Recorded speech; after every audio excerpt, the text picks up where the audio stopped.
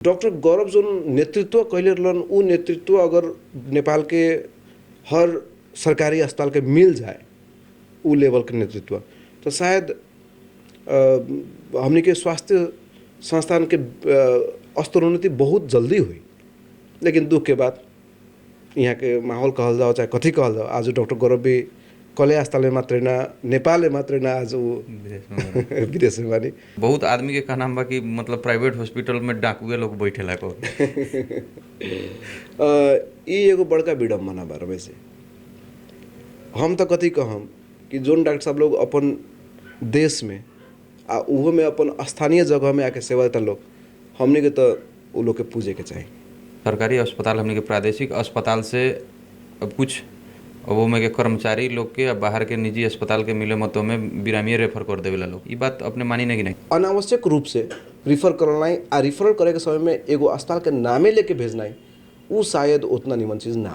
Doctor लोग तो विरोध करेला, मेन तो संचालक लोग न सब सेटिंग मिलावेला लेकिन अगर कोनो भी चीज़ वही बात कहनी है रमेश जी कि हमने के ई जगह के मेडिकल हब बनावे के बा, ई चीज़ में कोनो विकृति बा, कोनो चीज़ गलत बा तो हमने के ओकरा देख के आ ओकरा सॉल्व करे के लागे के बा, ना कि उहे चीज़ के ज़्यादा बड़का देखा के आ जो निमन काम होता उस चीज़ के दबा देवे के पड़, उ ना करे के पड़।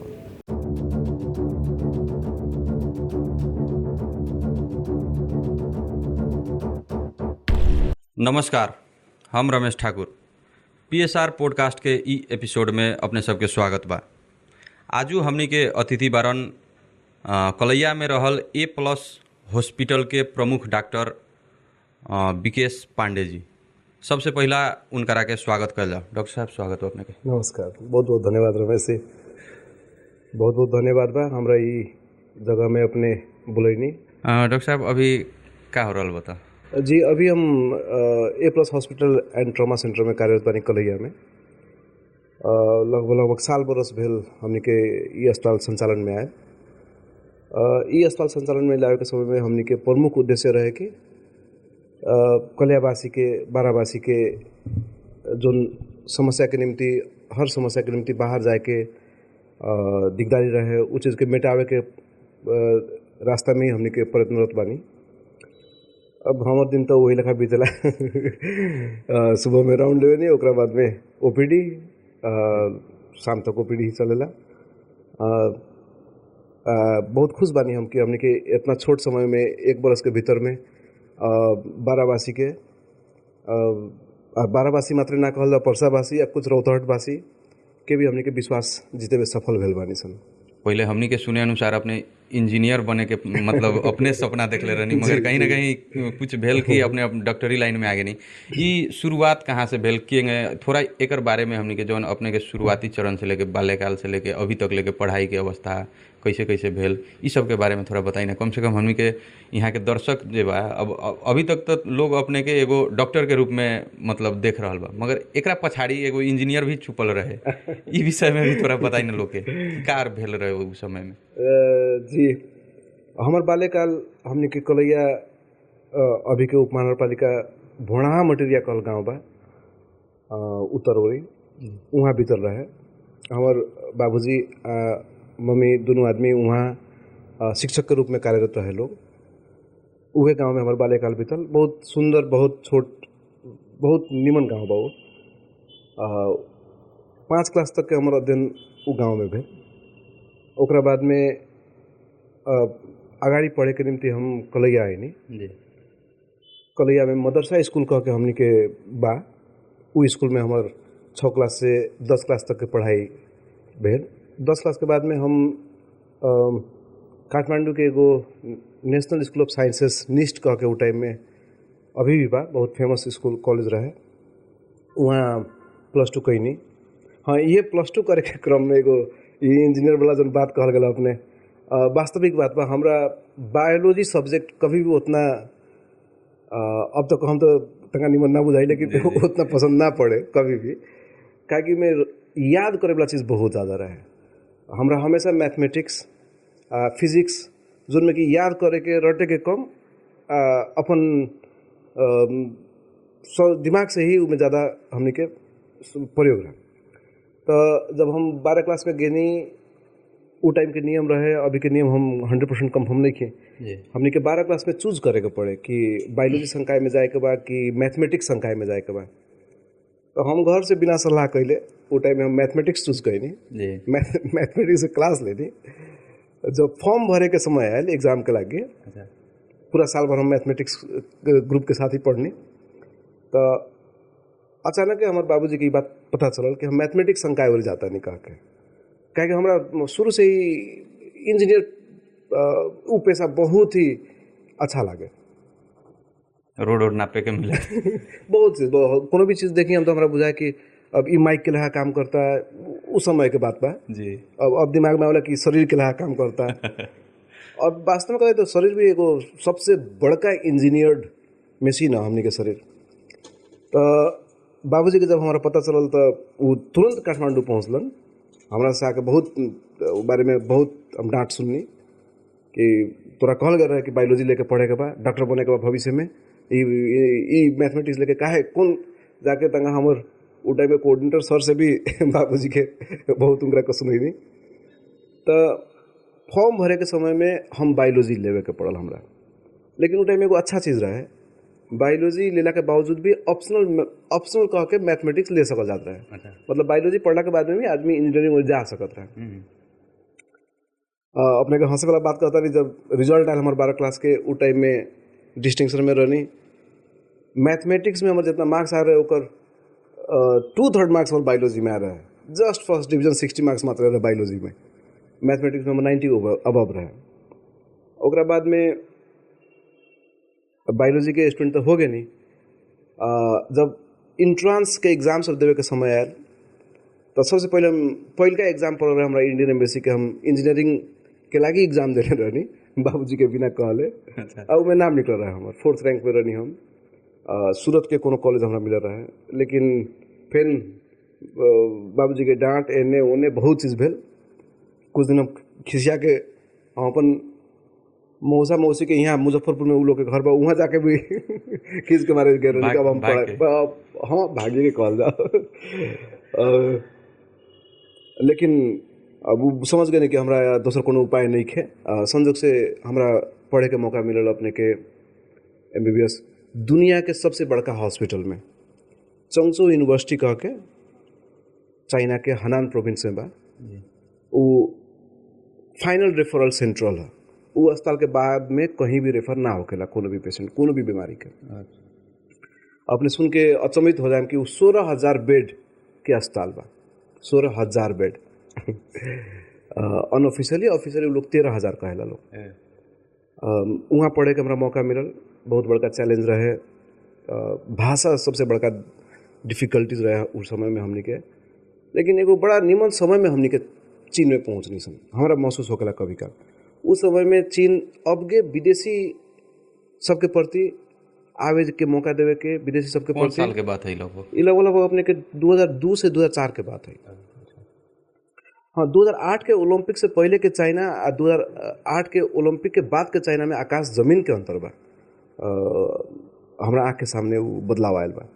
तो उस समय में विदेशी सब हमने के इतना वहाँ रेयर रहनी सन कि प्रोफेसर से लेके ज़्यादा प्रायोरिटी मिले के, साथी संगाती से ज़्यादा प्रायोरिटी मिले के। बहुत निमन समय में हमरा बुझाला कि हम पहुँच रहनी हुआ। ओकरा बाद MBBS कंप्लीट करके हम नेपाल आईनी। नेपाल अला के बाद में पाटन अस्पताल काठमांडू में काम शुरू कैनी। 1 वर्ष वहाँ काम कैला के बाद में हमरा उस समय में नेपाल में काम करे की इच्छा ना भेल। हम एक बेर अब दुनिया के सबसे बड़का हॉस्पिटल, अब एक बेर हमने के नेपाल एगो ड्रास्टिक चेंजेस हम देख रहे जोन चीज लगी हमरा तैयार कर रहे वहीं यहाँ आने के बाद हम सरप्राइज हो गए कि कहाँ से कहाँ मेडिकल फील्ड कितना डिफरेंस बा। तो उस समय में हम पाटन अस्पताल से अपन 1 वर्ष से काम खत्म कैला के बाद में मालदीव्स में कुछ समय के लिए काम कैनी। मालदीव्स में एगो रिसोर्ट में रहे, वहाँ एज ए डॉक्टर काम करत रही हम। वहाँ प्रमुख उद्देश्य हमारे रहे कि समय मिली हमारा पास, काहे बिरामी के संख्या कम रहे, हम तंगा अध्ययन करम, अमेरिका जाए, चाइना जाए, डेवलप्ड कंट्री जाए कह के हमरा वो टाइम में सोच बनल। उहे बीच में कुछ छोट समय के लागी जीएमसी के माध्यम से सिंगापुर में गेनी, लेकिन बहुत छोट समय के लागी। हम मालदीव में ज़्यादा लंबा समय ना रह सकनी अकेलापन के कारण से। अचानक हमरा अपन प्रोफेसर जो उस समय में चोंगसो यूनिवर्सिटी के डायरेक्टर के रूप में हो गरलन, वहाँ के हमरा ईमेल आयल कि चाइना में ही आके काम कर शुरू कर कह के।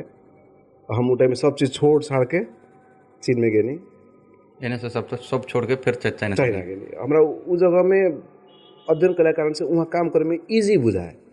यहाँ के सिस्टम हमरा तंगा डिफिकल्ट बुझाए। पर खैर पाटन अस्पताल में काम करनी तो नेपाल के लगी उस समय में उससे निमन एक्सपोजर और कहीं भी ना रहे। उस समय में नेपाल के सबसे बड़का इमरजेंसी सेवा प्रदान करे पाटन अस्पताल। उस समय में मिशन के अंडर में चल रहा है कारण से अधिकतर डॉक्टर साहब लोग अमेरिकन भी रहे। लोग चीन में जाके काम करे के शुरू कैनी। कुछ समय के बाद में हम एकेडमी ओरी लगनी। ओजी के एगो थाइसन मेडिकल यूनिवर्सिटी कहल यूनिवर्सिटी में हम अपन मास्टर्स कंप्लीट कैनी इंटरनल मेडिसिन में, पल्मोनोलॉजी संकाय में। साथ साथ में हम वहाँ एकेडमी में भी लगनी as a foreign expert. MBBS doctor साहब लोग के क्लासेस लेवे के शुरू कैनी। यह क्रम में वहाँ से हम कुछ समय के लगी दुबई, कुछ समय के लगी फिजी में भी कार्यरत रहनी। बांग्लादेश में हमने के मलेशिया में 2 यूनिवर्सिटी में हम एज अ विजिटिंग लेक्चरर भी काम कैनी। होते होते 2019 आयल जब हमने के दुनिया भर में कोरोना हिट कैले रहे, कोविड के समय में। उस समय में जब हम चाइना में रहने उस टाइम में कोविड नामाकरण भी ना भेल रहे बीमारी के, कोरोना नामाकरण भी ना भेल रहे। एगो अननोन बीमारी बा कह के पता लगा रहा है जो बहुत डेंजरस बा, बहुत रैपिडली स्प्रेड होता है। वो मंजर हम अपने के अभी कहता नहीं तो हमारा देश सीज रहता अभी।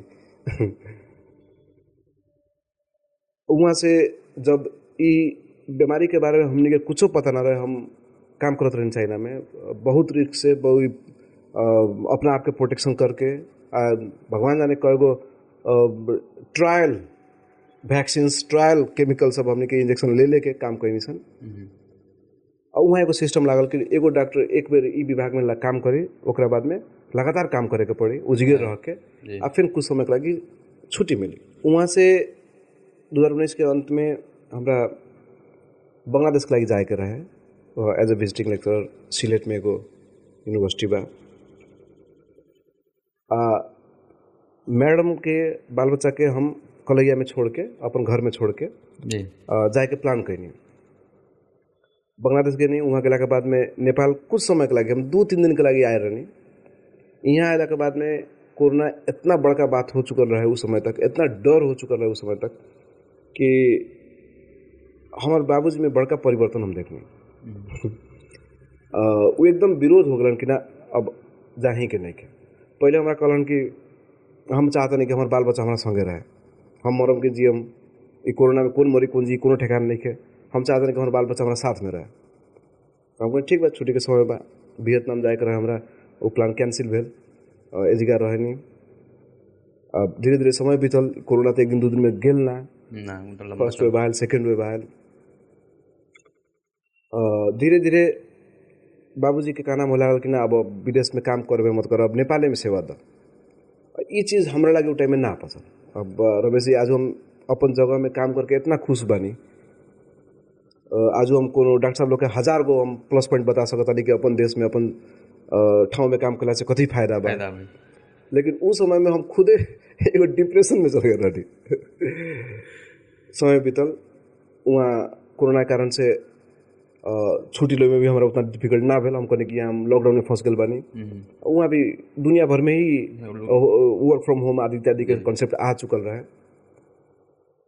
करते करते कुछ हमर नातेदार सब, काहे हम कलैया में कभी भी डॉक्टर के रूप में काम ना कैले रही, तो बहुत आदमी ना जाने लोग कि हम डॉक्टर हैं, लेकिन अपन नातेदार लोग के पता रहे। तो उ लोग के उस समय में कोनो समस्या पड़े तो हमने के स्वास्थ्य प्रणाली उस टाइम में एकदम गड़बड़ा गया रहे। बिरामी के स्वास्थ्य सुविधा मिले में बहुत डिफिकल्ट रहे। तो कुछ अपन नातेदार लोग घरे में आके सलाह ले लोग करते करते उ नाता नातेदार उ समय भेला कारण से और ये सर संगाती करते करते बढ़े बहुत लागल। बिरामी लोग घरे में आवे लागल लोग। अब शुरू में हमरा डर लागे कि कोरोना के टाइम में फिर कहीं कि हम तो कसम खैले बानी, हमरा तो कोनो बीमारी से डरा के ई पेशा में बानी। तो हर एक डॉक्टर के एमबीबीएस के ग्रेजुएशन के समय में हिपोक्रेटिक ओथ कहल एगो कसम खाल जाला कि हमनी के ई कर्तव्य बा कि समय में हमनी के कभी आवश्यकता पड़े तो अपन जान के भी खतरा में रख के, जोखिम में रख के समाज के लागी काम करे के पड़ी चिकित्सक के रूप में। धीरे धीरे जब हम बुझ गए कि अब हम बाबूजी माने वाला नहीं खन, हम अब नेपाल में फंस गए बानी तो बहुत जगह से हम साथी संगाती से बात कर, वो लोग में से कोनो बीरगंज में काम करेला, कोनो काठमांडू में काम करेला। उसमें एगो हम छोट संगतिया हमारे एगो doctor Prakash Nepal national hospital कह के कलंकी में खोले रहनी, वहाँ के एकदम जोड़ के डॉक्टर साहब जिया के सेवा दी। उहे क्रम में एक बार ऐसा भेल, अचानक हमारे घर के गाड़ी एम्बुलेंस आयल। वो एम्बुलेंस में ऑक्सीजन लगावल रहे, उ टाइम में ऑक्सीजन कितना दिखदार रहे अपने जानते बानी, कोरोना के समय रहे। कोरोना के समय रहे। इस सारा कहानी हम कोरोना के समय कहता नहीं, लॉकडाउन चलते है उस समय में। एम्बुलेंस आयल, आयला के बाद में एगो बिरामी के एक्सरे लेके अयलक लोग। बिरामी एकदम डिस्ट्रेस में, रेस्पिरेटरी डिस्ट्रेस में रहनी एम्बुलेंस में। अब वहाँ के हमरा कहने की डॉक्टर साहब अब ई अंतिम आस लेके यहाँ बैठे, कहीं भी हमने के बैठे के जगह ना मिला। उ टाइम में अपने कहाँ रहने? हम उस समय में कलैया में ही रहने, अस्पताल में तो ना रहने। ना हम अभी विदा में रहने, लेकिन हम बाबूजी के जो नंबर जीत रहे वो जीत से हम नेपाल में रहने, मैंने अपना घर पर। अपना घर पर। एम्बुलेंस घर में ही यार, हाँ बरसात होत रहे, वो घटना भी हम याद करता नहीं। तो वहाँ के एक्सरे हम देखनी, एक्सरे में पानी जमल रहा, बिरामी देखनी, बिरामी के बचे के संभावना बहुत कम रहा। अब हम बहुत कंफ्यूज हो गए, नहीं आदमी की 100% कोरोना बा। 2-3 गो हॉस्पिटल से जाके जगह ना मिला कारण से वो लोग एकदम पैसा भेला के बावजूद भी, इच्छा भेला के बावजूद भी वो लोग स्वास्थ्य सुविधा लेवे के असक्षम होत रहे। लास्ट में हम एगो हमार बहुत नज़दीक एगो साथी बानी लोकेंद्र जायसवाल जी, कलैया में ही एगो निमन लेबोरेटरी के सेवा प्रदान करे नहीं। वहाँ के हम फोन करने के टाइम हम केकरो ना चिनी यहाँ मेडिकल पेशा से आबद्ध लोग के उनका फोन करने के हमरा तंका ऐसे काम करे के बाद सीरीज रूज कुछ के व्यवस्था कर दिया जा। वो कैसे कैसे करके हमरा दिलन। हमने के एम्बुलेंस में हम बिरामी के जो प्लूरल कैविटी कहल होकेला, फोक्स के घेरे वाला एगो झिल्ली होकेला, वहाँ पानी ज़्यादा हो गया, एम्बुलेंस में पानी निकलनी, बिरामी कुछ डिस्ट्रेस रिलीफ है नहीं। उस समय में उ लोग के परिवार के जो एगो रोए लोग तब ये घटना बीतल। बाद में वो बिरामी बचनी ना बचनी हम ना कह सकूँ, क्या उनकर कोनो कॉन्टैक्ट हमरा ना रहे। लेकिन वो दिन हम जब सोचत रहे तो हमरा भेल कि ना, शायद बाबूजी ठीक कहता और दुनिया भर तो हम सेवा दिले बानी। ई समय में कम से कम हमरा बुझाता कि हमरा अपन जगह में सेवा देवे के बा। उ टाइम में कलैया में कोरोना के लगी फैसिलिटी ना रहे। संजोग देखल जा ओकर भियाने भेला एगो बहुत हमने के 12 जिला के निमन आदमी हमरा लगे पहुँचने कि डॉक्टर साहब अपने तो डॉक्टर बानी, अपने तो कादून बड़का डॉक्टर बानी, हमने के कोरोना के लिए कुछ सहयोग करे के विचारे बानी, तो सरकारी अस्पताल कलैया में जाके कुछ सेवा देवल जाओ। हम कंफ्यूज रहनी का करी का ना करी कह के, लेकिन बोले कि ना अब करे के बा। संजोग से उ टाइम के जो मेडिकल सुपरिटेंडेंट कलैया अस्पताल के आज जो कलैया अस्पताल के अपने रूप रंग देखा तानी, जो सुविधा देखा तानी, पिछले का 3-4 साल में परिवर्तन भेल बा, कोरोना के बाद में परिवर्तन भेल बा। हमरा डॉक्टर गौरव महतो उ तो हम कथी कहीं कि कलैया अस्पताल के लगी, 12 जिला के लगी एगो बुझे कि वो भगवान के रूप में आयलन इतना बड़का बड़का सुधार करके गलन कि आज हमने के ई जगह में इतना सुविधा बा, उनके दिन बा। मेडिकल सुपरिटेंडेंट डॉक्टर साहब हमारा फोन कैलन, वहाँ के टाइम मेडिकल ऑफिसर रहनी, हम कंसल्टेंट रहनी। उनकर बोले के तरीका, उनकर रिक्वेस्ट आउट ऑफ पाथ जाके सर जसरी पनि आउनुहोस् भेट्नुहोस् मलाई। तो जब हम डॉक्टर गौरव से पहले का बेर भेटनी, उनकर इंथुजियाजम ना केहू लगा करे के बा, केहू लगा सेवा देवे के बा, वो चीज़ हमरा बड़ा प्रेरित कैलक।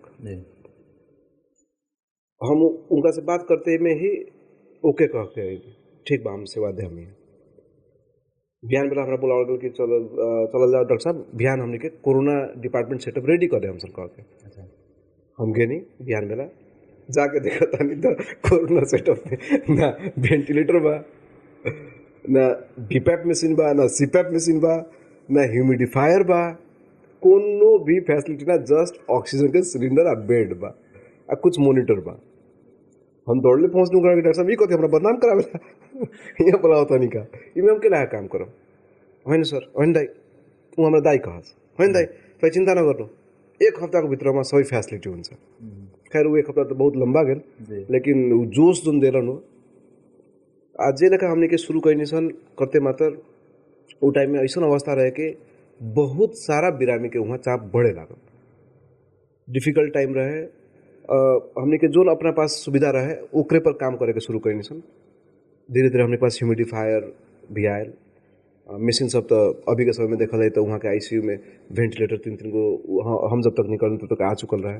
कोरोना के काल बीतल, हमने के 12 जिला के हमने के कले अस्पताल के उ टाइम में आउटकम बहुत ही निमन आया, सराहनीय आउटकम रहे। स्टाफ लोग के मेहनत उ टाइम में, उ लोग के विश्वास, उ लोग के एगो हिम्मत हम सलाम करतनी ओकरा लागी। गौरव डॉक्टर साहब के इंथुजियाजम, कोरोना खत्म भेल, हम फिर अपन प्रक्रिया में लगनी विदेश जाए के, अपन जगह में जाए के, लेकिन वो टाइम तक हमरा में कुछ बदलाव आ गए रहे, अपन ठाव के माया हो गए रहे। हमरा एगो घटना याद बा, एगो बिरामी लेके अयलक लोग, लेके ठेके हमने के अस्पताल के बाहर के गेट में स्ट्रेचर में भूई में रख दिलक लोग। बिरामी अनकॉन्शियस बेहोश रहनी, उनमें से कुछ रहे लोग रिलेटिव कोनो नजदीक ना आवे लोग, उनकर बेटा लोग बेटी लोग, कुछ कहे लोग कि उनका भरना करे के बाद, कुछ कहे कि अब ना जियन, हमने के नेशनल मेडिकल कॉलेज से आगल बानी सन, अब हमने के घरे ही लेके जाके जति करे वही करम, लेकिन नजदीक में कोनो ना आवे लोग। वहाँ हमने के हम काउंसलिंग करते बानी तौले में अचानक के उनका सीजर आया। सीजर मतलब चमकी, ऑक्सीजन कम मिला कारण से। हम कहने कि ठीक बा, अपना डिसीजन लेते रही, हम तो लेके गेनी बिरामी के कह के उनका हमारे स्टाफ सब हमने सब आदमी मिलके उनका ले भीतर गेनी सन, भीतर जाके उपचार कैनी सन।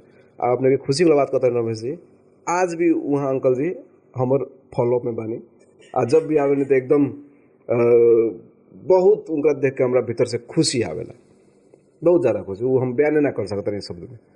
हमरा बुझाला कि ये खुशी बा जो कि हमरा ड्राइव करेला यहाँ इस जगह में। बहुत ज़्यादा एडवर्स कंडीशन भेला के बाद भी लागल रहे के करत रहे के हमरा महसूस होके लगा, उहे एगो कारण बा। तो जब कोरोना खत्म भेल तो डॉक्टर गौरव फेन माने वाला आदमी ना, वो कहलन कि दाई अब यहाँ हामी अब यो कोरोना को डिपार्टमेंटलाई बरु आईसीयू में कन्भर्ट गरौँ, एसडीयू में कन्भर्ट गरौँ। अब मैले कि डाक्टर साहब अहिले धेरै समय बाँकी छ, किनभने विशेषज्ञ भएर मात्रै हुँदैन। जब तक विशेषज्ञ डॉक्टर के साथ में मशीन ना रही, हमने के हाथ बनायल रहे, लेकिन वो बीच में वहाँ के इंथुजियाज्म में कभी हम कमी ना देखनी। हमरा बहुत हिम्मत दस, तो हम फाइनली निर्णय कैनी, अंतिम निर्णय हमारे भेल कि ठीक बा, हम विदेश ना जाए, लेकिन हम एगो जिद में रह गए। तब हम काठमांडू ना जाए, हम रहम तब अपने जगह में रहम, कलैया में रहम। हम अपन साथी लोग के साथ शेयर करी तो मैं कथी बेवकूफ़ी उ जिद भेल हमर। उ टाइम में हम तक कन्फ्यूज भी रहनी, लेकिन ना हम ना करम तो कौन करे, केकरो ना केकरो शुरुआत तो करेगा पड़ी। अपने के एगो अचम्म के बात बताओ तनी, जितना अभी फेमस डॉक्टर साहब लोग बाटे लोग आसपास में, अधिकतर के कार्यकाल बीतल बा कले अस्पताल में, हमरा से पहले भी अभी भी। लेकिन बाद में वो लोग इस जगह में अपन हुए मशीन के कमी, एगो माहौल आदि इत्यादि के कारण से यहाँ ना होके नज़दीक के बीरगंज में चाहे दोसर कोनो शहर में जाके वो लोग सेवा दिलक लोग। आज बहुत निमन सेवा देता लोग। तो हम कहें कि ना करम, देखम ना हो तो बढ़ लेनु बा, हमारे दिमाग में ही रहे, ना हो तो बढ़ लेनु बा, जाइए फिर शुरुआत करते गनी। पहले का दिन हम ओपीडी में बैठनी, कोरोना के बाद पा नॉर्मल ओपीडी, 8 गो बिरामी रहे लोग, उनमें से कुछ डॉग बाइट के बिरामी रहे लोग, और कुछ तंगा छोट मोट बुखार लेके। तब वहाँ जब बैठत रहने बिरामी के देखत रहने तो हम कहें कि अब हमारी जिंदगी इतने में बीत जाए का, महसूस भेल। लेकिन होते होते हमने के इतना ज़्यादा विश्वास बिरामी के मिलल कि 150 से 200 गो बिरामी खाली हमरा उस समय में देखे के पड़े। जी, उस समय में हमनी के याद बा जहाँ तक 7-8 से बिरामी ओपीडी में पुगे। जी जी, वो अपने अवस्था लगभग रात के 8 बजे तक 9 बजे तक भी रात में काम करी बैठ के। जी जी जी, हमरा लगे बहुते बिरामी लोग अपने लोगन ऐसा सामाजिक कर्ता लोग कहला लोग कि डॉक्टर साहब अपने बहुत सेवा देनी, 8-8 बजे तक काम कैनी। तो हम एगो बात कहे के चाहम, खाली डॉक्टर विकेश 8 बजे तक काम ना कैलन। जब तक डॉक्टर विकेश बैठलन वहाँ गार्ड भी 8 बजे तक काम कैलक, वहाँ लैब टेक्नीशियन लोग भी प्रेशर में रख के 8 बजे तक काम कैलक लोग, फार्मेसी के स्टाफ लोग भी 8 बजे तक काम करक। डॉक्टर गौरव जो नेतृत्व कैले रहलन उ नेतृत्व अगर नेपाल के हर सरकारी अस्पताल के मिल जाए उ लेवल के नेतृत्व, तो शायद हमने के स्वास्थ्य संस्थान के स्तरोन्नति बहुत जल्दी हुई। लेकिन दुख के बाद यहाँ के माहौल कहल जाओ चाहे कथी कहल जाओ, आज डॉक्टर गौरव भी कले अस्पताल में मात्र ना, नेपाल में मात्र ना, आज वो विदेश में बानी, वहाँ भी सेवा देता नहीं। खैर हम एक खराब ना कहम, लेकिन ये एगो विडम्बना बा, एगो विडम्बना बा। हम ही विदेश में रहनी, अपने के ई बार के हम एगो पत्रिका में पढ़त रहनी, बड़ा दुख के पत्रिका रहे। 2700 गो डॉक्टर साहब लोग ई बार पास भेलक लोग। 2700 गो में 2300 गो डॉक्टर साहब लोग विदेश पलायन भेलक लोग। ई एगो बड़ा दुख के बात बा कि अब हमनी के तैयार करी सन, सुविधा ना देवे सकला कारण से, वातावरण ना देवे सकला कारण से उ डॉक्टर साहब लोग के विदेश जाके पड़ता। अपने जब कलैया अस्पताल में रहनी उ टाइम में हमनी भी देखनी बहुत सुधार भेल, मतलब आज भी उहे सुधार के मतलब क्रम बाजे अभी तक कलैया हॉस्पिटल में उतना बिरामी लोग पुग रहल बाटे। मतलब ओती खानी अपने जब समय में काम कैनी उ टाइम में कैसन समस्या सब आयल, जैसे स्थानीय स्तर के समस्या हुई, कुछ नेता लोग के भी समस्या हो कारण से भी समस्या भेल होके, या मतलब वहाँ प्रमुख चुनौती सब समस्या सब कथी कथी देखनी अपने अपने अपन हिसाब से? सबसे प्रमुख चुनौती है उस समय में हमारा महसूस हो के उपकरण के कमी। अब ये बात अपने भी सरप्राइज हो जाए, उस समय के जो स्थानीय नेता लोग रहे लोग हमेशा कलैया अस्पताल के प्रति पॉजिटिव रहे लोग, हमेशा। उन लोग के साथ हम कभी भी ना देखने की पीछे हट लोग। जब भी गौरव डॉक्टर साहब आगाड़ी बढ़स उ लोग सपोर्ट करस। उस समय में हमने के बहुत काम कैनी सर, बहुत सामान सब लागे लगी, ऊपर सब लागे लगी, बहुत सारा स्टेप सब अपने के बताओ तरी। टाइम में CT स्कैन के लगी हमने के आगे बढ़ चुका रही सर। माननीय सर लोग हमने के बहुत सहयोग कैले रहे लोग। तो स्थानीय नेता लोग से कोनो चुनौती ना रहे, उपकरण के अभाव एगो हमेशा चुनौती रहे। शुरुआत में विशेषज्ञ के कमी एगो बड़का चुनौती रहे, खाली एगो हमरा भेला से ना हुई। वहाँ उस समय में और कोनो ऑर्थोपेडिक में या फिर सर्जरी में और विशेषज्ञ डॉक्टर साहब लोग ना रहे लोग। एगो चुनौती कथी रहे कि बिरामी के विश्वास, हमनी के कलैया में उपचार करावे के क्रम में लोग के हमेशा एगो प्रश्न रहे हमारा संगे शुरुआत में, डॉक्टर साहब यहाँ होई कि ना होई, अपने से होई कि ना होई।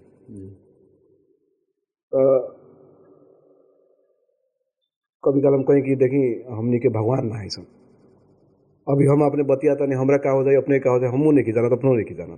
ई बीमारी के जो उपकरण चाहिए, ई बीमारी के जो विशेषज्ञता चाहिए हमनी के कलैया अस्पताल में बा।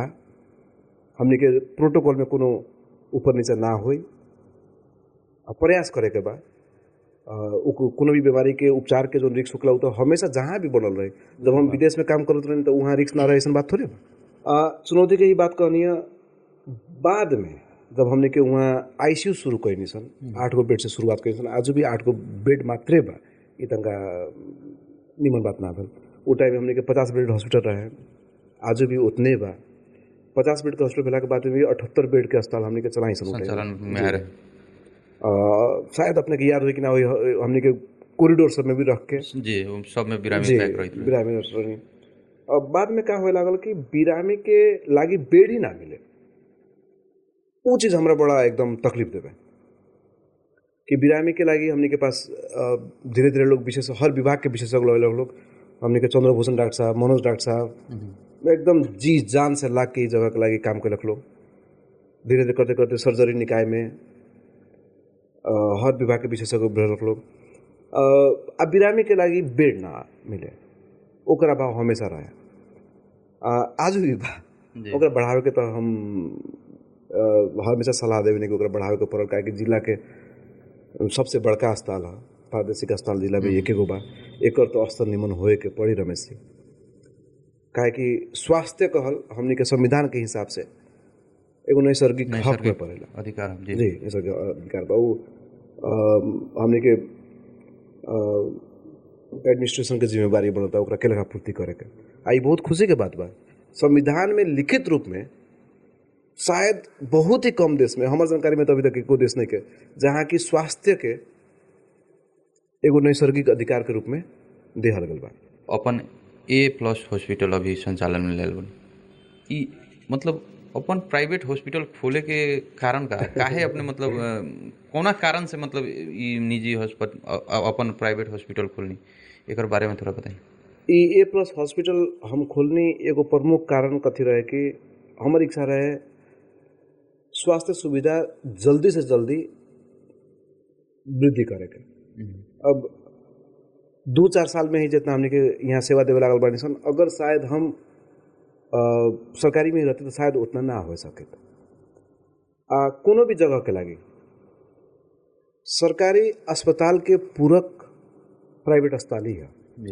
जिला का अपने के अभी हम कहनी कि 8 गो बेड बा ICU में वो संभव ही नहीं है कि पूरे जिला के रौतहट के बिरामी लोग के वहाँ सेवा दे सकल जाता तो ओकर पूरक के रूप में कोनो भी जगह में प्राइवेट अस्पताल होए के चाहिए खुशी के बात बा कि ई पिछलका कुछ समय में हमरे अस्पताल में बहुत निमन कलैया में अस्पताल सब खुलल बाड़न सन शायद हम अभी एग्जैक्ट डाटा तो ना कह सकम लेकिन शायद 8-9 गो से ज़्यादा अस्पताल खुल चुकल बाड़न सन विशेषज्ञ डॉक्टर सब लोग अपन जगह में आके सेवा देता थे लोग और निमन सेवा देता लोग हर एक विभाग के देखल जाए तो बच्चा के लेके महिला संबंधी फिजिशियन संबंधी ट्रॉमा संबंधी और कलिया में हमने के उपचार शुरू हो गया बा उहे क्रम में ताकि जल्दी से जल्दी ज़्यादा से ज़्यादा सेवा पुरिया सकी कह के अपन निजी अस्पताल ही शुरू करके हम पक्ष में रहनी लेकिन जब A+ खुलल हमने के प्रयास कथी रहे कि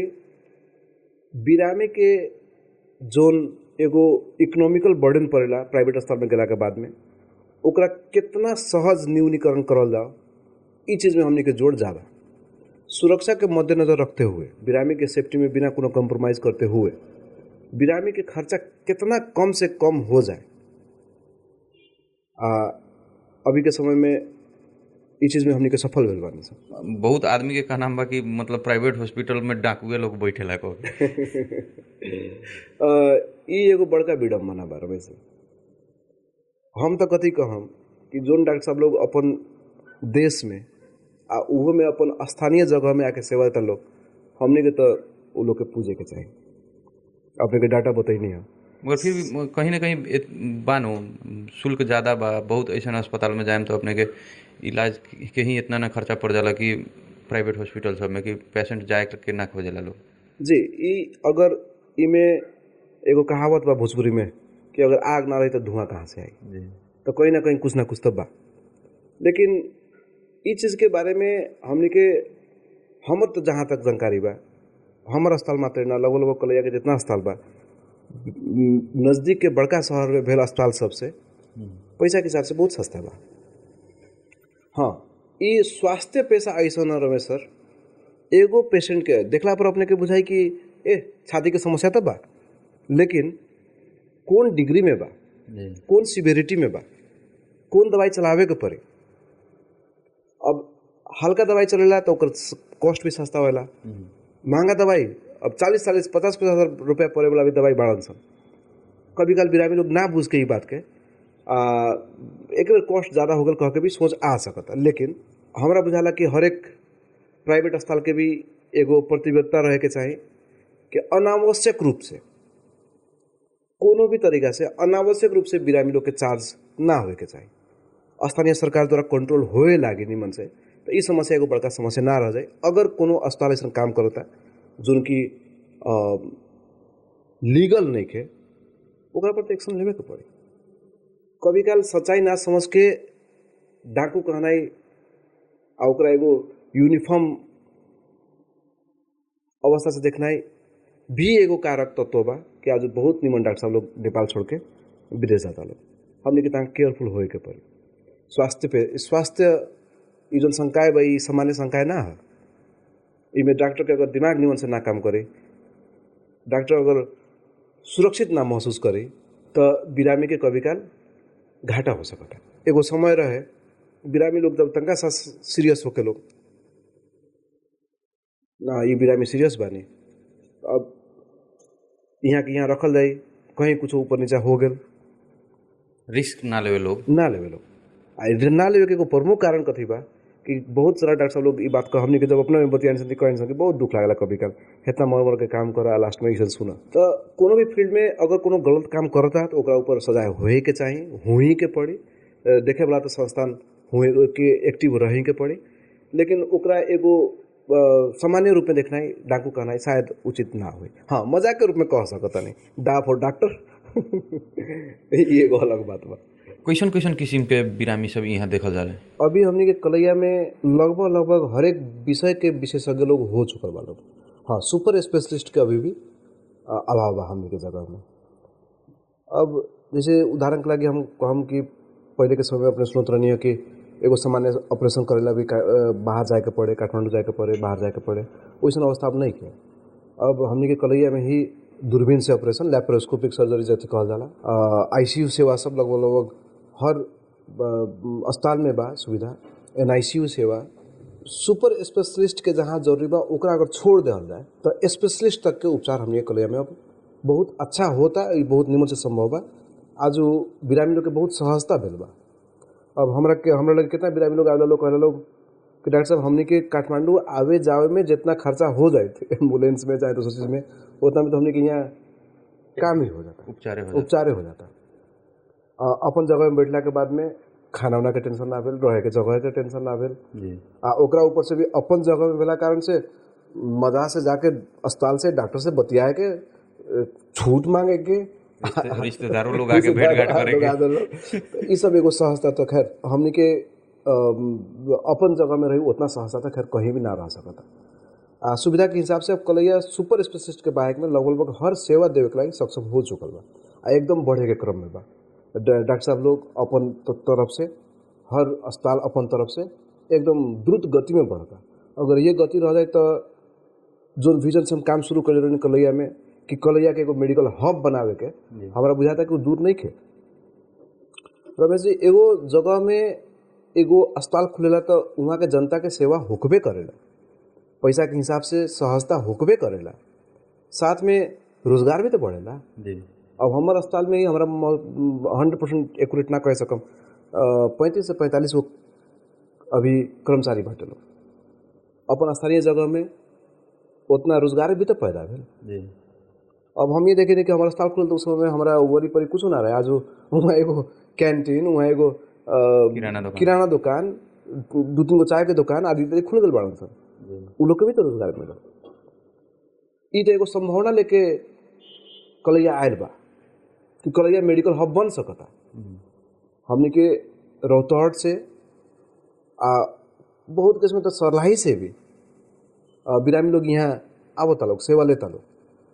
अगर एकरा नियमन से गोलमेल करल जाए तो वास्तव में कलैया मेडिकल हब बने के एगो क्षमता रखे वाला जगह है। यहाँ से एयरपोर्ट नजीक बा, एकदम सुगम जगह बा, यहाँ पहुँचेला। अपने के रौतहट जिला से भी रास्ता के कोनो कमी कमजोरी नहीं के, अपने के निजगढ़ से भेल, चंद्रनिगाहपुर से भेल, उ सब एक अभी पिलवार के हमने के रास्ता, चाहे शिवनगर के रास्ता आदि इत्यादि हमने के सहयोग कैले बा।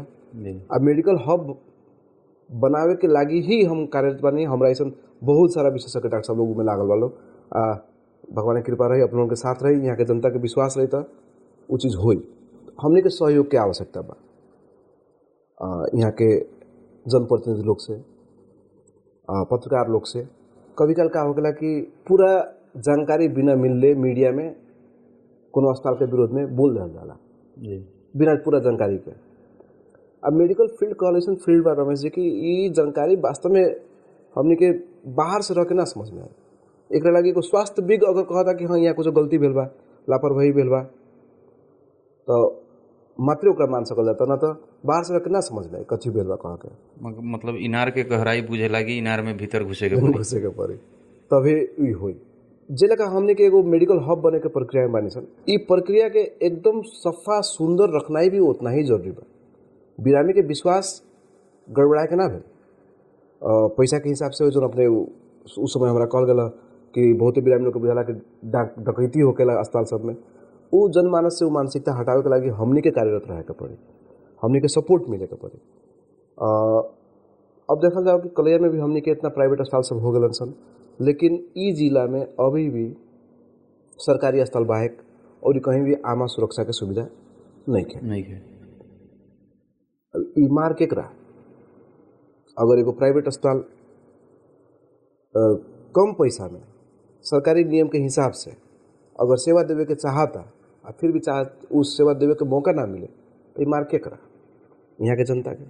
ये जो हमने कलैया एगो मेडिकल हब बने के प्रक्रिया में बा वहाँ कुछ रुकावट बा, तो हमने के ऐसा रुकावट के हटावे के पड़ी। इमें अपलोन के सपोर्ट चाहिए हमने के। तो आमा सुरक्षा कार्यक्रम मतलब जैसे कि बीरगंज के बहुत ऐसा प्राइवेट हॉस्पिटल में हमने देखी नहीं से लागू भेल, बट यहाँ काहे नहीं के लागू हो सकता है? देखल जाओ रमेश जी कि कोनो भी चीज़ शुरुआत करे में तंका नया चीज़ करे में हमेशा हमारा जहाँ तक बुझाई बा हमेशा बहुत सारा प्रक्रियात्मक दिकदारी होकेला। तो हमरा बुझाता कि अभी तक ना भेला कारण से ये प्रक्रिया में हमने के पूर्ण रूप से अगर एको गो अस्पताल के मिल जाता तब ये बहुत सहज हो जाए। आई पहिलका बा आई में लागल बाटे लोग बीच बीच में हमने के सर लोग से बात होत रहेला, नगर पालिका के भी जन स्वास्थ्य के सर लोग से बात होत रहेला, वो लोग भी एकदम अग्रसर बालो कि कितना जल्दी लगावे के हो सकता कि निकट भविष्य में होई। नगर पालिका के स्वास्थ्य संकाय से अजय जी बानी हमने कभी यहाँ के प्रमुख, जन स्वास्थ्य के प्रमुख से हर स्टेप में सपोर्ट मिलेला। हाँ लेकिन वही बात पहिलका बेर तो कुछ करे में दिक्कत हुई। पहिलका बेर तो कलैया साल में कोरोना के लगे एगो डिपार्टमेंट चलावे में दिक्कत रहे, ऑक्सीजन से शुरू करे के पड़ता है। पहिलका बेर तो हमेशा दिक्कत होकेला, लेकिन अगर हमने सब मिल के लागम सन तो ये प्रक्रिया तंगा तेज हुई। जो हमने के सबके इच्छा बा, यहाँ के जनता के जो आवश्यकता बा, वो तंगा जल्दी से पूरा हो। जो कारण बस एगो जो नियम कानून के हिसाब से कोनो प्रोटोकॉल के हिसाब से अगर कोनो संसाधन नहीं जुटत तो उस सब में भी हमने के लाग के जल्दी से जल्दी करे के प्रयास में बानी सन। हमने के विभिन्न प्राइवेट अस्पताल के डॉक्टर साहब लोग से भी हमने के बात होकर, तो हमने के सब आदमी की इच्छा बा कि होके जल्दी से जल्दी होके हमनियों के एगो मौका मिले कोनो ना कोनो माध्यम से सरकारी तौर से जनता के सेवा दे सके। अपने तो मतलब अभी तक ले मतलब निजी अस्पताल सब के बहुत चर्चा कहीं बहुत अच्छा काम कर रहा है। कहीं ना कहीं हमने देखी नहीं सर कि जौन सरकारी अस्पताल हमने के प्रादेशिक अस्पताल से अब कुछ वो में के कर्मचारी लोग के अब बाहर के निजी अस्पताल के मिले मतों में बिरामी रेफर कर देवेला लोग। ये बात अपने मानी नहीं कि नहीं, कितना सत्यता बा ये बात में? काहे से कि बेला बेला में भी ये बात सब उठेला, चर्चा के विषय बनेला। अपने तो उमें रह के काम भी कैले बनी जी। तो अपने के समय में भी ऐसा होत रहे कि केंगे बटे एक थोड़ा? जब हम शुरुआत करी कलैया अस्पताल में वो टाइम में तो कंडीशनल रिफरल रहे, मतलब हमरा सबके पास सुविधा ना भेला कारण से हमने के रिफर करे के पड़े। हमने के तो शुरुआत करे बड़े रिफरल के रोकेला जी। जब विशेषज्ञ डॉक्टर साहब लोग होला लोग मशीन सब आवे लागल तो धीरे धीरे कम हो गए। गौरव डॉक्टर साहब तो ये चीज़ में एकदम ही कड़ा रहनी। जब कोनो भी अस्पताल से कोनो बिरामी रिफरल होता नहीं तो ओकर कारण एके गो होए के चाहिए, एके गो कि तो बेड खाली नहीं के आ कि तो उ बीमारी के लागी उपचार के लागी विशेषज्ञ चाहे मशीन उपलब्ध नहीं के तब मात्र। दूसर कोनो कारण ना होए के चाहिए कि एगो बिरामी के सरकारी अस्पताल से अपने के हमर ढेउआ से बनल अस्पताल से हमने के अस्पताल बनले बानी सन, हमनी के टैक्स पैसा से बनल बानी कतेला कि जो विपन्न बाटे लोग उ लोग के कम से कम सेवा मिले। तो कोनो भी कारण अगर ई दूगो कारण के बाहेक बा, अगर चाहे उमें पैसा बा, एकदम गलत बात बा। एकरा पीछे तो हम ई ना सोचा कि हम प्राइवेट अस्पताल अभी चलावता है तो हम इसी के सपोर्ट करब रिफरल के, ना कभी ना। आज जब एक बार कलैया मेडिकल हब बने, अपने आशे ना करे कि कलैया अस्पताल ही पूरा बिरामी के सेवा दे सकता, वो संभव नहीं है, संभव नहीं है जी। लेकिन बिरामी के झुका के अनावश्यक रूप से रिफर करना आ रिफरल करे के समय में एगो अस्पताल के नामे लेके भेजना वो शायद उतना निमन चीज़ ना हो। जैसे हमरा याद बा कि जब हमने के पाटन अस्पताल में रहनी सन, वहाँ जब बेड खाली ना होके, काठमांडू के बात कहता नहीं, आज जब बिरामी के दूसरा अस्पताल में रिफर करे के पड़े तो वहाँ अस्पताल सबके नंबर तक रखल गया रहे, वो नज़दीक के अस्पताल सबके। अब बिरामी के दे दिया जाए कि अपने सब अस्पताल में फ़ोन करी, वहाँ के रेट पता लगाई, ओकरा अस्पताल के बारे में पता लगाए, तब अपने निर्णय लेके वहाँ जाए। हमरा बुझाला ई चीज़ होए के चाहिए। अगर बिरामी के रिफरल करते बानी सर हमने के कलैया अस्पताल से, अगर वो चीज़ के विशेषज्ञ उच्च बीमारी के उपचार अगर कलैया में ही संभव बा तो हमने के बीरगंज भेजना ही भी बुद्धिमानी बात ना बा। अपने के समय में एगो घटना भेल रहे न, पुलिस लगा के एगो मतलब बिरामी रेफर हो गए, पुलिस लगा के ले आ रही है। जी, वो एगो हंसावे वाला घटना बा। के लेखा भेल रहे कि जब उहे बात जब कोनो भी चीज़ शुरुआत कर जाला तो स्वास्थ्य एगो ऐसा संकाय बा कि वहाँ विश्वास बहुत जरूरी होकेला। और काहे कि अपने अगर अपन शरीर अपन जान देता नहीं तो विश्वास तो चाहिए। हम आईसीयू खोलनी तो शुरू के 1 दिन 2 दिन वहाँ एगो बिरामी भरने हो के ना मान लो, उहे क्वेश्चन रहा डॉक्टर साहब होई कि ना होई। अब हम नियम से बाहर जाकर हाँ टेंशन ना ली हो जाएगी कह के बिरामी के शुरू में जहाँ तक हमने के याद बा पत्रकार साथी के मतलब जी, मम्मी के एडमिट भेल रहे, जी, हमने के जी, लक्ष्मी जी के वो टाइम में हमने के एडमिट भेल रहे। वो जगह से बहुत बूस्ट मिलल, काहे कि अपन के बोली तो बहुत आदमी सुनेला जी। आ जब लक्ष्मी जी के अपने परिवार में वो सुविधा मिलल आ वो जो खुशी व्यक्त कैलन खुला दिल से, काहे कि वो देखलन जी, आ एगो नया अनुभव कैलन आ उसे कलैया अस्पताल के बहुत बूस्ट मिलल, बहुत ज़्यादा। तो खैर पत्रकार के तो हमेशा एगो समाज के बनावे में हमेशा सबसे बड़का योगदान रहेला। और वो जो घटना आपने कहनी है, हमने के अभी चंद्रभूषण डॉक्टर साहब ने कलैया अस्पताल के ऑर्थोपेडिक डिपार्टमेंट काम करेनी, उस समय में नारायणी अस्पताल में काम करत रहनी। गौरव डॉक्टर साहब के एकदम जोर रहे कि केहू लेखा भी चंद्रभूषण सर के अपन गाँव ठाव में लाके काम करवावे के। उहे क्रम में हमने के बार बार भेंट घाट भेल। चंद्रभूषण डॉक्टर साहब लास्ट में कन्फ्यूज होते हुए भी अपन जगह में सेवा देम कह के अइनी। अइला के बाद में जब फर्स्ट बिरामी के ऑपरेशन होए वाला रहे, हमने के बहुत एक्साइटेड रहनी कि कलैया में एगो ऑर्थोपेडिक ऑपरेशन होए वाला बा। फर्स्ट बिरामी के हमने के भरना कहीं सन, हर एक हिसाब से हर एक एगो मेडिकल सुपरिटेंडेंट से लेके फिर हम एज ए फिजिशियन डॉक्टर साहब हमने के सब प्लानिंग कहीं सन कि कहीं कुछ एने ना होए के पड़ल। जब ऑपरेशन के लागी जाता नहीं सन तो देखता नहीं सन बिरामी नहीं क्यों वार्ड में, तो बिरामी गिरनी कहाँ। तो ये एगो बड़ा अचमक के बात बा, बिरामी गिरनी कहाँ। तो जो अपने कुछ देर पहले एगो प्रश्न करल गया कि ऐसा होकेला कि वहाँ के बिरामी के कुछ गलत जानकारी देके वहाँ से इकोनॉमिकल हिसाब से रिफरल करल जाला। अपने जब पूछनी है उस टाइम में भी हमने के वही बात दिमाग में आया, कहीं बिरामी के झुकियावल तो नहीं गल कह के महसूस भल। तब गौरव डॉक्टर साहब लन हम कहनी है वही जगह के लगी वरदान बने, उ लाग गलन प्रक्रिया में कि बिरामी गेलन कहाँ आ कैसे गेलन पता लगावे क्रम में। बाद में वो बिरामी एगो दोसर जगह में पहुँचलन, हम नाम ना लेम, वहाँ से उनका पुलिस के भेज के एसपी साहब लोग के खबर करके आ वहाँ से बिरामी लोग के लियावल गल, पूछल गल कि कथी भेल काहे गेनी। इतना बड़का डॉक्टर साहब चंद्रभूषण डॉक्टर साहब, ऐसा डॉक्टर साहब अपने के ऑपरेशन करता नहीं, तब काहे डराता नहीं। ये वो घटना वास्तव में कह देते एगो हमरा लगी हमेशा एगो यादगार रही, अपने याद करा देनी, बहुत बहुत धन्यवाद एकरा लगी। अभी जे निजी अस्पताल सबके बटे अपने भी कहनी अभी मतलब अभी भी देखल जाए तो हमनी कमीशन के खेल होखेला, मतलब जैसे एम्बुलेंस एमे ज़्यादातर एम्बुलेंस चालक लोग के होके या एम्बुलेंस के जितना भी चालक लोग बा ई मतलब कमीशन के लागी ही अस्पताल में अपना हिसाब से अस्पताल में ले जाला लोग कह के विभिन्न किस्म के आरोप लागेला। एमे अपने के अस्पताल में जाके मतलब कमीशन मांगे जाला कि ना कोई? हमरा अस्पताल में जो बिरामी लोग आवेला लोग आखिर में बिरामी आवता लोग तो कहीं ना कहीं से सीरियस बिरामी लोग एम्बुलेंस से ही आवता लोग आवेला लोग, तो हमरा अस्पताल से कोनो वो चीज़ के अपेक्षा ना करेला लोग। ई चीज़ के हम एकदम घोर विरोधी हैं। अधिकतर डॉक्टर साहब लोग इस चीज़ के घोर विरोधी बानी। आई चीज़ के विरोध तो सब आदमी के करे के चाहिए। डॉक्टर लोग तो विरोध करेला, मेन तो संचालक लोग न सब सेटिंग मिलावेला।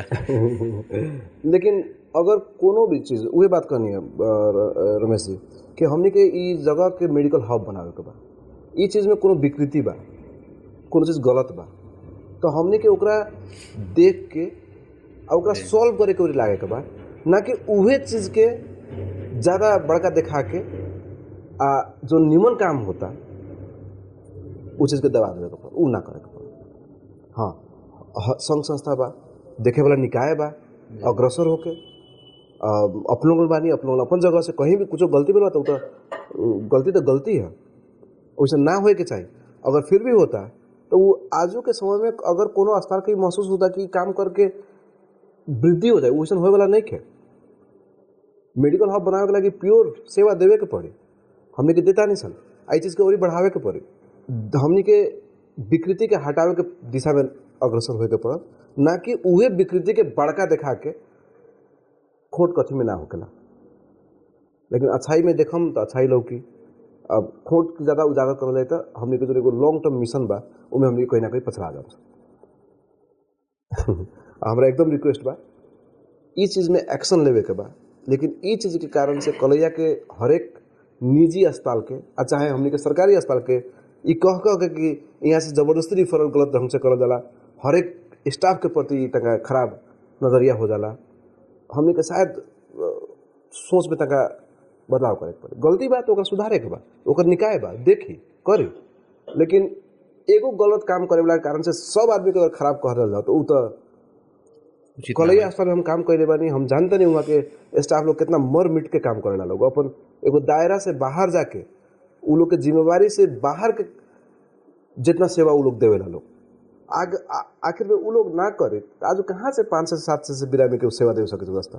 तो हमने के एगो गलत चीज के लेके जनरलाइज करके करे वाला आदमी के अगर हमने के हतोत्साहित करता नहीं सन तो इत तंका उचित ना फिर कहीं गलती बा उजाओ हमने के ओकर सुदृढ़ीकरण में लागे पड़, सुधार करे के पड़, लेकिन गलती में ही फंसे के नहीं के पड़। अच्छा, अभी मतलब हमनी के 12 जिला में स्वास्थ्य क्षेत्र में देखल समस्या सब कथी कथी बटे? हमने के हमारे अपन अस्पताल में A+ में हमने के प्रमुख उद्देश्य हुए बा कि बिरामी के अस्पताल से डायरेक्ट टच होके अब बिरामी के कम से कम खर्चा में यथासंभव कम से कम खर्चा में उपचार होके यह क्रम में जो हमनी के मशीन के प्रयोग भी कैले बानी सन, उ उपकरण के प्रयोग कैला के बाद में भी जो चार्जेस हमनी के काठमांडू में बा दोसर जगह में बा उसे बहुत कम रखले बानी सन। आ साथ में विपन्न जो तंका आर्थिक अवस्था कमजोर भेल बिरामी लोग आवे नहीं, वहाँ के लोग के लागी भी हमनी के अस्पताल में बहुत ही ज़्यादा सुविधा बा। अपने के एगो हम बात करम, हमारा पत्रिका के नाम भूलता नहीं हम, रौतहट के कोनो एगो पत्रिका एगो हमनी के अस्पताल के बाद में छपले रहे लोग कुछ समय पहले, टाइटल ओकर रहे सुविधा राजधानी को, शुल्क देहात को। हमनी के मेन उद्देश्य हुए बा, हमनी के मोटो बा सेवा ने धर्म हो, स्वास्थ्य नहीं धन हो। कोनो भी बिरामी लोग के कभी काल एक स्टेप आगे बढ़ के भी कुछ सहयोग करे के पड़ेला, जैसे कि दवाई सब में ही भेल। हाँ जी, तो हमने के जो तंका सुविधा जितना हमने के देव सके निसन देवे निसन। और बहुत अवस्था में ऐसा भी भेल बा, हमने के डॉक्टर साहब लोग ऐसा नहीं बाटे लोग कि भरना करल बिरामी के आर्थिक अवस्था देख के हम एगो ना बोलम, एगो हमने के विशेषज्ञ डॉक्टर साहब एगो बिरामी के एनीमिया के भरना करे रहनी, जब डिस्चार्ज होकर समय भेल तो वो डॉक्टर साहब बिना कुछ कहले हमने के अस्पताल के प्रशासन में जाके कुछ पैसा दे के 1000 रुपया दे के कहलन कि बिरामी के जाके समय में दे दे कुछ किन उनके खा ले। तो ऐसा भी डॉक्टर साहब लोग निमन भाई सब देवेला लोग। जब A+ खुलला के 1 महीना के भीतर में हमने के नगरपालिका के जो सभा भेल रहे उमें सम्मानित बनी सन। एगो काम के लगी कि हमने के जिला भर में जितना आंग खसे के महिला के जो बजदानी के समस्या होकेला सामान्य भाषा में ओकर निःशुल्क डायग्नोसिस, निःशुल्क उपचार एगो प्राइवेट अस्पताल होते हुए भी हमने के 100% निःशुल्क रूप में ये सेवा देनी सन। अच्छा, ओकरा लगी बहुत खुशी बनी कि हमने के यहाँ के मेयर साहब भी सम्मानित कैलन, लोग भी ओकर बहुत ही उत्साह दिलक लोग बाद में।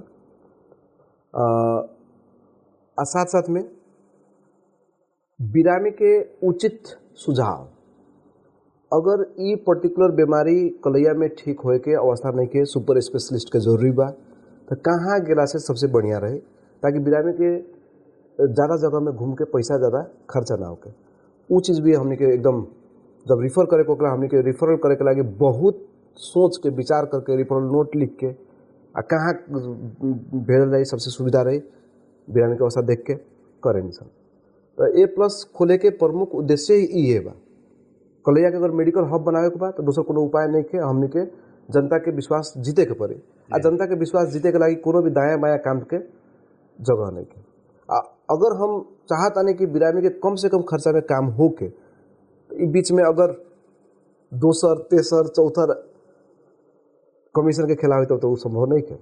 तो हमने के मूल उद्देश्य से तो हमने के भटक जाम सब ओइला हमने के A+ में ई चीज़ के बारे में 1% कोनो ना आशा भी ना रखेला लोग हमने के ऊपर क्रिया में नहीं की सक 0 कमीशन हमने के थिंकिंग बा। निजी अस्पताल संचालन अभी कर रहल बनी एमे प्रमुख समस्या सब कथी कथी देखल गेल बाटे अभी तो अपने मतलब निजी अस्पताल के बुझी ने संचालक के एमे माने जैसे स्थानीय स्तर से कितना सहयोग बा और मतलब समस्या सब का देखल गेल बाटे। हम अपन पर्सनल एक्सपीरियंस से कह सकता नहीं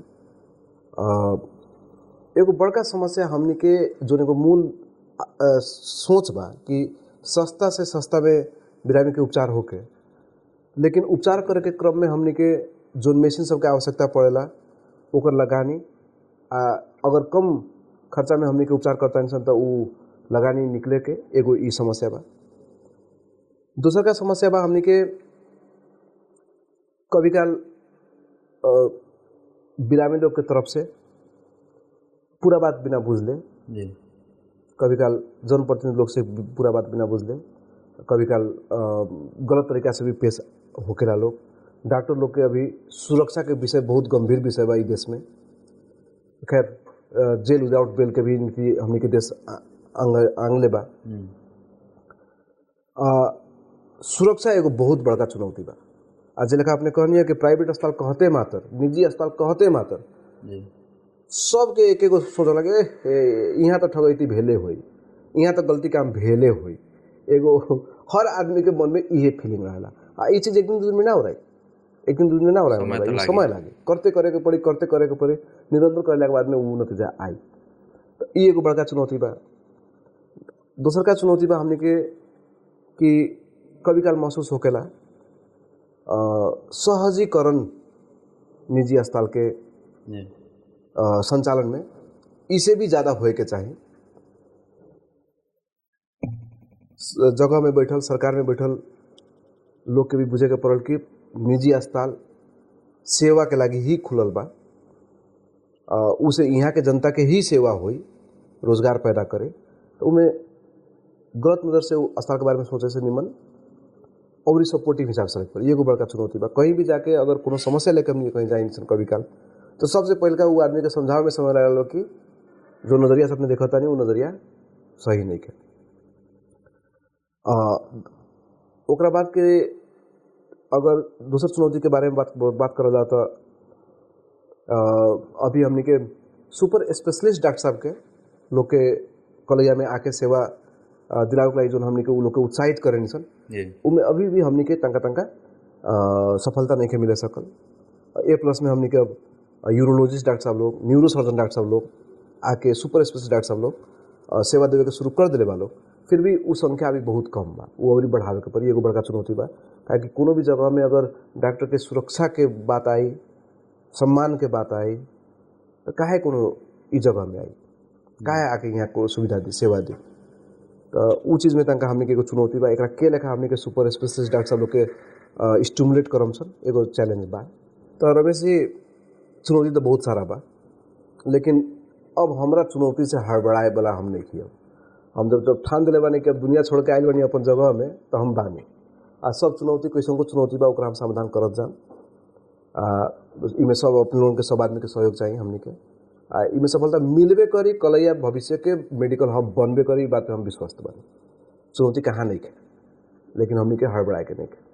अब अपने तो एगो विशेषज्ञ डॉक्टर बनी अपने के मतलब विशेषज्ञ डॉक्टर के हिसाब से बाराबासी के लेल मतलब एगो स्वस्थ रहे के लागी कैसन किस्म के हेल्थ टिप्स देवेला चाहिए बनी। अगर एकदम छोट वाक्य में कहे के बाद हम अपन जिलावासी के कहम कि पूरे पूरे शहर आदमी के कहम कि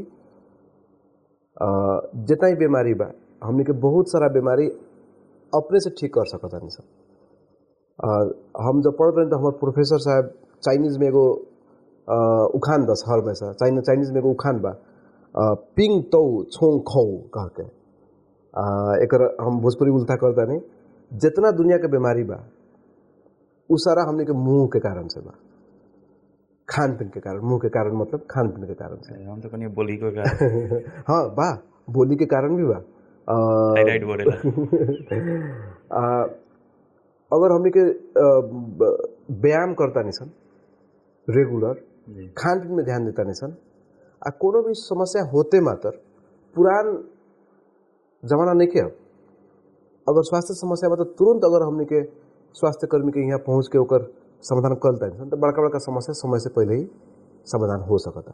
हमरा बड़ा खुशी लगला कि कलैया में अब जिम के व्यवस्था भी हो चुकल बा, एगो पब्लिक जिम के भी अब धारणा आवता। शुरू में हम आए रहे तो यहाँ ना देखिए उतना मॉर्निंग वॉक करत, लेकिन अब बहुत पेशेंट लोग, बहुत नॉर्मल आदमी जगह कोनो बीमारी नहीं के उ लोग भी अब इस चीज़ में जागरूक हो चुकल बा लोग। ना तो एगो समय रहे कि मॉर्निंग वॉक कैला पर कोनो बीमारी भी हलवा का पूछे लोग, अब उस समय बदलता। अगर हमने के व्यायाम रेगुलरली कर ली सन, हमने के खान पीन में अगर ध्यान दिली सन तो बहुत सारा बीमारी अबे ना करी। अगर कोनो बीमारी आए तो उमें हमने के घरेलू उपाय लगावे से बुद्धिमानी रही कि एक बार डॉक्टर के यहाँ पहुँचे के। अंत में मतलब कुछ कहला चाहता नहीं? संपूर्ण जिलावासी के कहे के चाहम कि अपनों कलैया में आवल जाओ, यहाँ के सेवा ले आवल जाओ, स्वास्थ्य सेवा। अगर अपन लोगन खुश होके ना गेनी वैसा संभव नहीं थे, मौका देहल जाओ, विश्वास करल जाओ। अगर कहीं कुरीति बा तो ओकरा तरीका से समाधान करके निमन चीज के ज़्यादा प्रोत्साहन देहल जाओ। कलैया के एगो मेडिकल हब बने में सहयोग करल जाओ। हम ये चीज़ कहे के चाहब, कभी ना भूलल जाओ, स्वास्थ्य नहीं धन हो, सेवा नहीं धर्म हो, स्वास्थ्य बल का कुछ नहीं के। हमने के रेगुलर व्यायाम करे के, खान पीन में ध्यान देवे के बा। कहीं कहीं कोनो किस्म के कुरीति अपने के विकृति अपने के लौकता तो निकाय में पहुँच के तरीका से समाधान करना बुद्धिमानी हुई। ये हमारे को हर जिलावासी से सहयोग के अपेक्षा करता है। समय देनी डॉक्टर साहब, ओकर लागी धन्यवाद। नमस्कार।